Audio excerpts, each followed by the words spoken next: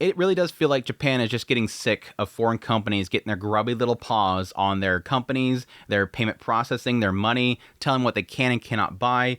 And yes, it seems like getting a little annoyed with localizers and other companies making bank off of their entertainment that they've produced. But yes, everybody knows that I've been following Zenko for quite a while now. I think the work that he's been doing around, communicating to fans in the West, communicating to companies our concerns, all that stuff has been fantastic. He's been doing a lot of great work. He also informed me here recently they're going to be doing a conversation with some payment processors about the whole payment processor issue. And it seems like that little discussion actually happened.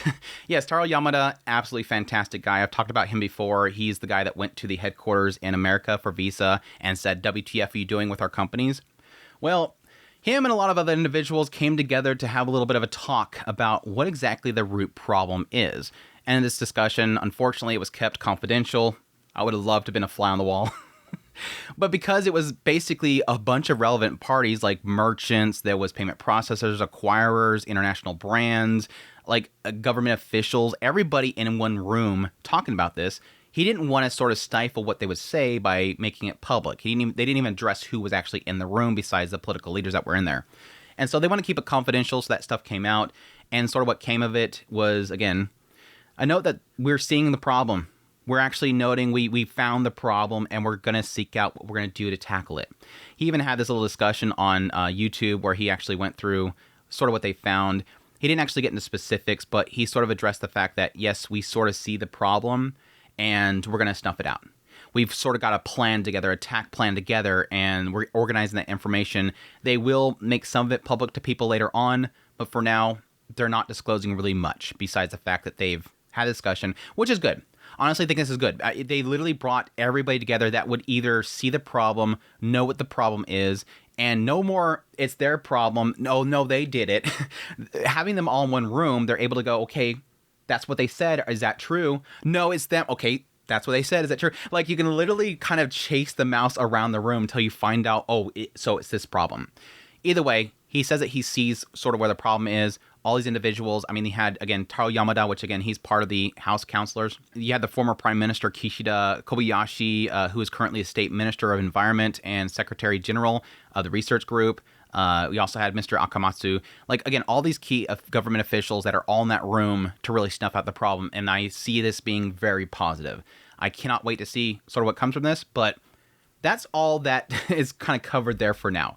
The other cool thing I found while I was looking into this and watching this live stream is some other stuff that Taro Yamada talked about, which is around sort of the government, or at least Taro Yamada himself, seeing that foreign companies are taking too much of what they're making from anime and manga, and he has a current plan to hopefully see that a lot of that money comes back to Japan. And that's what I was talking about earlier, where they're kind of possibly getting sick of foreign companies taking too much profits from what they make. Essentially, and again, this is all like transcribed from YouTube and machine translated, so keep some of this stuff with a grain of salt. Essentially, what he talked about during this whole thing is acknowledging that gaming is making a lot of money for Japan. And that's mainly because, like platforms like Sony has, PlayStation, so all the games they're selling, a lot of that money comes back to Japan. Like, here is how much gaming is making total that is produced out of Japan, and we're making quite a bit of it back. Well, a lot of that profit is coming right back to us. The problem is that things like anime isn't. And Japan knows this. I mean, this isn't a big shock here. Japan knows that one of their biggest exports is entertainment. Either movies, especially anime, manga, all that stuff, it's making a lot of money. And as I talked about before, a lot of the money that is coming in Japan domestically, over 50% of it is from foreign. What money they make from like licensing and whatnot. The problem is, and that he's noting, and he's talking about with this idea, this whole thing is literally an economic boosting plan. Like, this is what we need to do to make more money in our economy. We need to boost our economy up. How can we do it? Well, Crunchyroll's making a lot of money from our stuff. These other platforms, he's even talked about Korean manga platforms. These other platforms are distributing our stuff that we're making. Why don't we take that money back? Like, a massive portion, we're talking like trillions of dollars they're making with anime and whatnot, and they're only making like 58 billion yen of it. Like, he's acknowledging you have this massive pie of money being made by anime, And in most of it's being taken by foreign companies. Netflix, Disney, Crunchyroll. Yes, technically Crunchyroll is owned by Sony, but it's still a foreign company from Crunchyroll. They're not making that money. Japan's industry and their economy is not making that money. It's being held out there. And so their mindset here is, okay, we need to kind of step this up. And again, it's not very completely clear about what he's specifying here, but the idea is to figure out some way to essentially increase the pie that Japan is making. And additionally, he's also talking about the idea of even making sure that more of that money go back to the creators. We have like some of the biggest IPs here in Japan. Hello Kitty, Pokemon, all this stuff. We have some amazingly popular anime. We have amazingly popular manga. And everybody else across the world is making so much money from it. Where's our cut? That's the key thing there. Now, this goes back to something I've sort of talked about quite a bit, is where I do think that there is an element here where Japan is in a position where they can technically bring all this stuff back to Japan. They need their own platforms.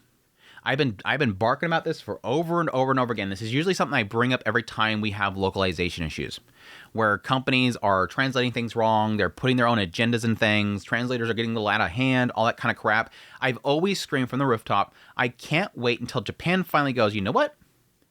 Let's make a Crunchyroll. Let's make a Netflix.